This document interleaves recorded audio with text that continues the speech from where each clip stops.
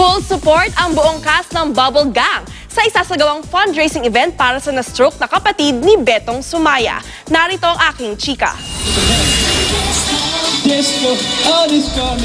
Balik-taping na si Betong Sumaya matapos magpasaya ng mga kapuso sa Philippine Consulate sa Jeddah, Saudi Arabia kasama si kapuso heartthrob Rocco Nasino.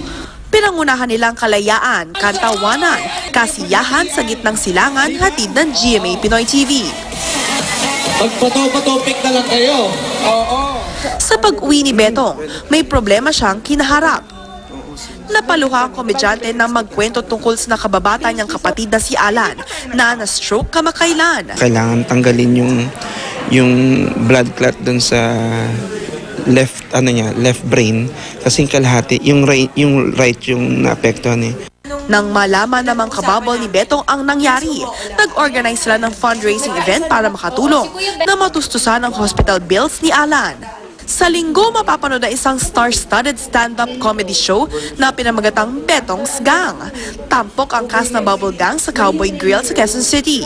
Ang dami naming taga-Bubble Gang na magper-perform, magwawala, mga ganon. And meron pa kaming mga special guests. Nung pinag-uusapan namin, ang bilis umuo lahat. Para kay Betong, isang wake-up call ang nangyari sa kapatid. Kailangan talaga iwasan na yung prito, kailangan mo white chicken and fish, tapos bawas rice. Napakasarap pa naman ng rice pero kailangan gawin. And exercise.